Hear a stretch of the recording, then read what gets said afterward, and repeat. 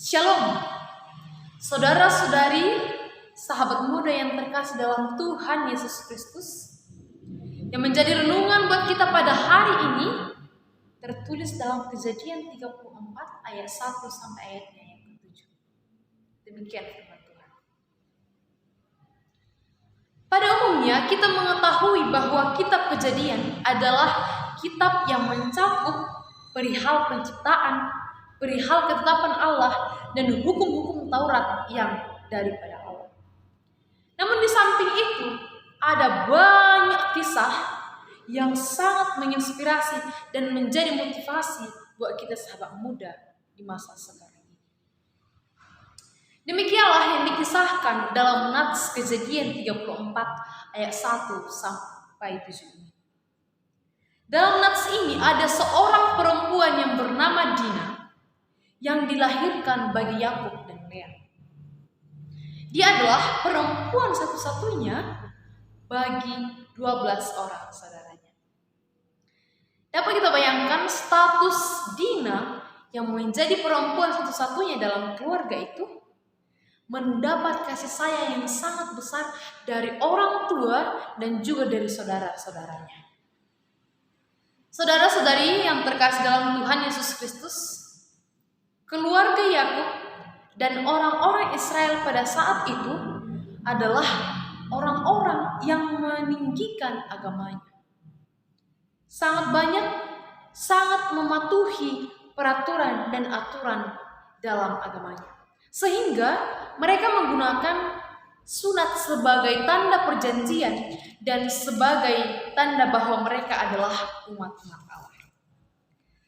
Maka dengan ini mereka tidak bergaul dengan orang-orang yang tidak mengenal Allah. Sahabat muda yang terkasih dalam Tuhan Yesus Kristus, seorang gadis seperti Dina yang mengalami pertumbuhan kedewasaan tentulah akan merasakan kesepian dikala saudaranya pergi bekerja atau pergi ke ladang. Dan juga pada usianya ini ada hasrat ingin bergaul dengan teman-teman sebayanya. Maka atas dasar inilah Dina pergi menemui perempuan-perempuan di negeri Hewi.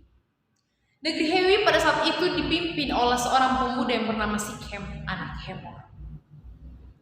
Dan di mana pada orang-orang di sana adalah orang-orang yang sama sekali tidak mengenal Allah. Tanpa disadari oleh Dina, kehadirannya menarik perhatian pemimpin negeri itu. Sehingga Sikhem anak Hemor melarikan Dina dan memperkosanya. Saudara-saudari yang terkasih dalam Tuhan Yesus, dapat kita bayangkan betapa sakit hati, betapa sedih, dan betapa bencinya Dina kepada lelaki itu.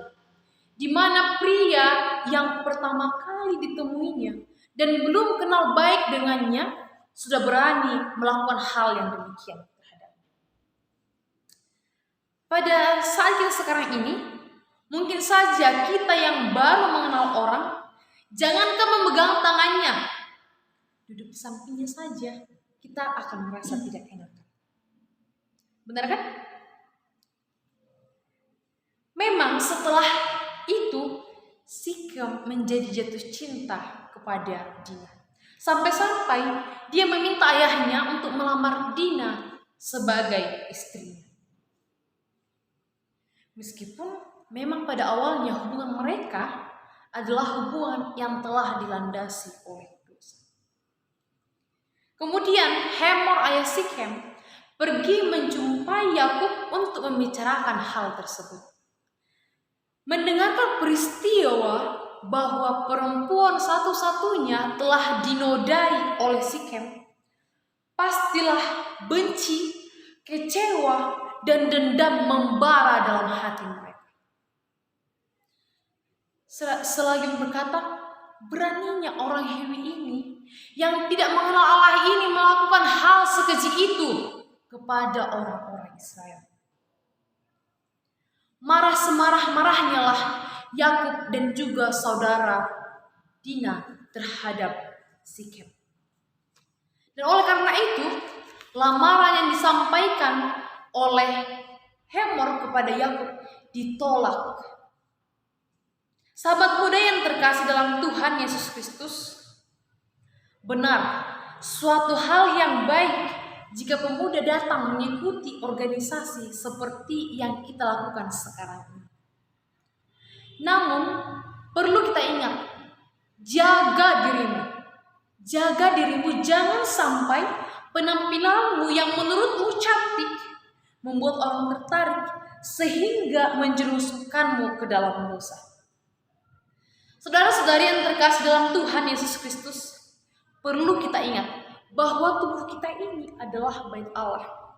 Tubuhmu adalah bait Allah.